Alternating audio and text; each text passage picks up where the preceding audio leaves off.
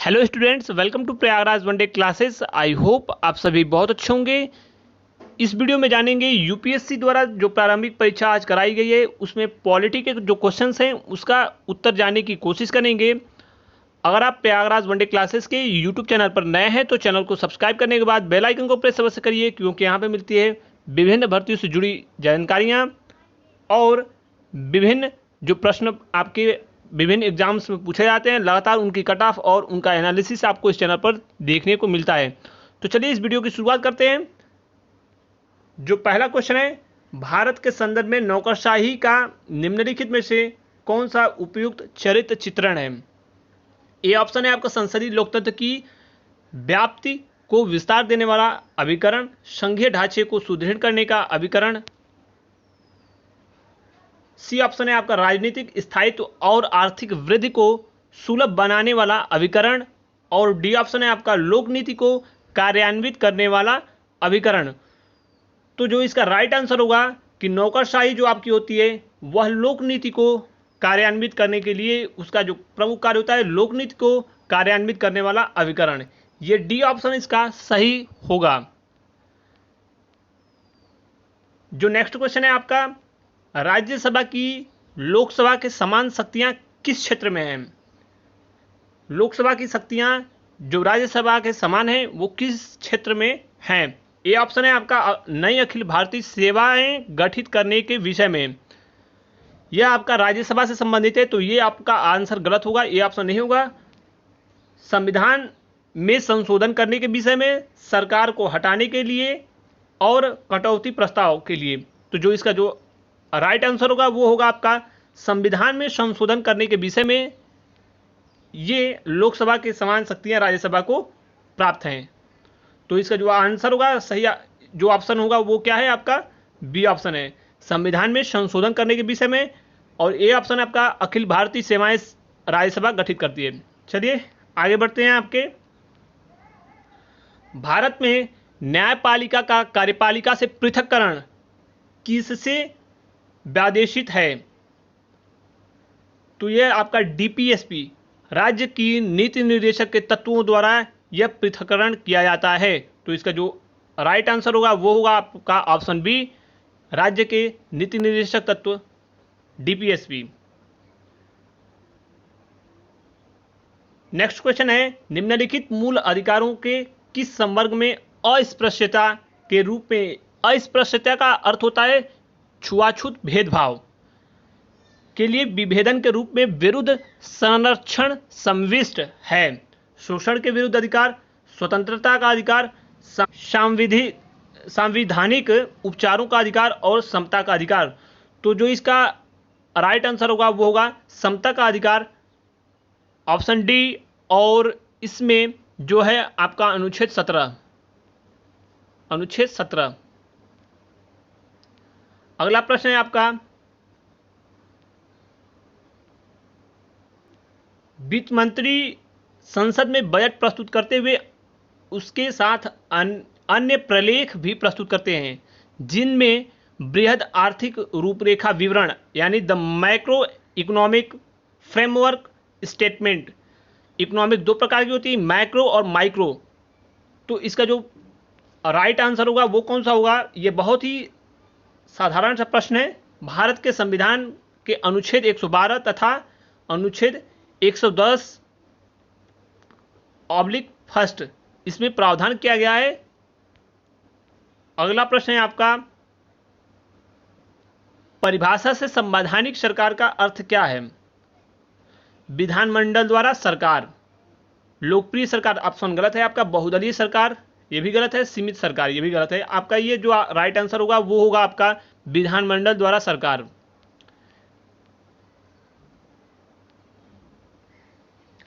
अगला प्रश्न है आपका, मूल अधिकारों के अतिरिक्त भारत के संविधान का निम्नलिखित में से कौन सा भाग मानव अधिकारों की सार्वभौम घोषणा universal declaration of human rights 1948 के सिद्धांतों एवं प्रावधानों को प्रतिबिंबित करता है? तो जो इसका राइट आंसर होना चाहिए, जो मेरा व्यक्तिगत राय है, कि आपके तीनों ऑप्शन उद्देशिका डीपीएसपी राज्य के नीति निर्देशक तत्व और मूल कर्तव्य, ये तीनों आपके आंसर सही होने चाहिए। ऑप्शन जो है आपका तीनों ये सही होने चाहिए, 1, 2 और 3। लेकिन अभी इसमें स्पष्टता नहीं है, इसका 1 और 2 भी हो सकता है, लेकिन अगर देखा जाए तो तीनों ऑप्शन सही होने चाहिए। चलिए आगे बढ़ते हैं। नेक्स्ट क्वेश्चन आपका जो है भारत के संविधान की उद्देशिका संबंधित है, यानी भारत के संविधान की जो उद्देशिका है इसमें से आपको यह बताना है कि जो चारों स्टेटमेंट दिए गए हैं इनमें से कौन सा स्टेटमेंट सही है। तो जो इसका राइट स्टेटमेंट है, संविधान का भाग है किंतु उसके अन्य भागों से स्वतंत्र होकर उसका कोई विधिक प्रभाव नहीं है, ये इसका राइट आंसर होगा। संसदीय व्यवस्था वाली सरकार वह होती है जिसमें सरकार संसद के प्रति उत्तरदायी होती है। बी ऑप्शन इसका सही होगा, और उसके द्वारा हटाई जाती है। तो यहां पे सरकार चुनी जाती है जनता के द्वारा, लेकिन सरकार जिम्मेदार किसके प्रति होती है? तो सरकार संसद के प्रति जिम्मेदार होती है। सरकार लोगों के द्वारा निर्वाचित होती है और उसके द्वारा हटाई जाती है। लोगों के द्वारा निर्वाचित की जाती है लेकिन हटाई नहीं जाती है, हटाई जाती है संसद के द्वारा। तो ऑप्शन बी इसका सही होगा। संसद के सभी राजनीतिक दलों का सरकार में प्रतिनिधित्व होता है, ये तो बिल्कुल ही गलत है। तो यही बी ऑप्शन आपका आंसर सही होगा। भारत के संविधान का कौन सा भाग कल्याणकारी राज्य के आदर्शों की घोषणा करता है? राज्य के नीति निर्देशक तत्व, डीपीएसपी। ए ऑप्शन आपका सही होगा।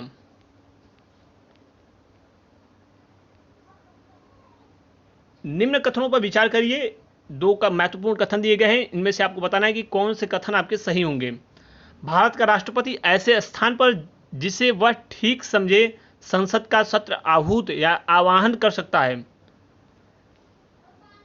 भारत का संविधान 1 वर्ष में संसद के तीनों सत्रों का प्रावधान करता है, किंतु सभी तीनों सत्रों का चलाया जाना अनिवार्य नहीं है।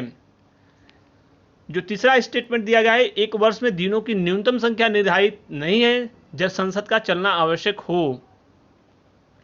तो जो इसका राइट आंसर होगा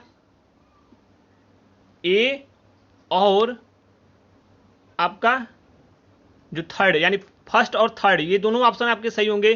ये गलत है कि संसद का सत्र भारत का राष्ट्रपति आवाहन करता है, आहूत करता है।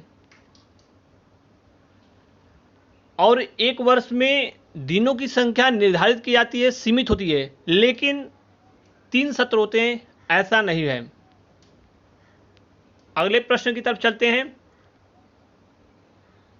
निम्नलिखित कथनों पर विचार करें। भारत के संविधान के अनुसार कोई भी ऐसा व्यक्ति जो मतदान करने के लिए योग्य है किसी भी राज्य में 6 माह के लिए एक मंत्री बनाया जा सकता है, तथा जब तक वह उस राज्य के विधानमंडल का सदस्य नहीं है। 6 माह तक यह प्रोविजन होता है। उसके बाद वह विधानसभा या फिर वह एमएलसी भी बन सकता है। तो लोक प्रतिनिधि अधिनियम 1951 के तहत ऐसा प्रावधान किया गया है।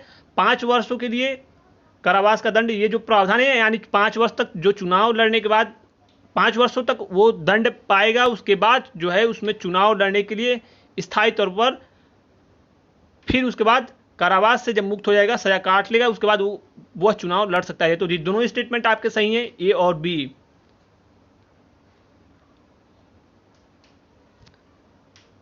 भारत के संविधान के भाग 4 में अंतर्विष्ट प्रावधानों के संबंध में निम्नलिखित में से कौन सा सही है?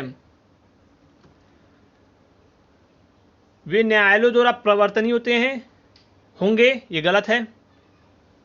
वे किसी भी न्यायालय द्वारा प्रवर्तनीय नहीं होंगे। भारत इस भाग में अधिकथित सिद्धांत राज्य के द्वारा कानून बनाने को प्रभावित करेंगे। ये दोनों ऑप्शन आपके सही हैं, 2 और 3।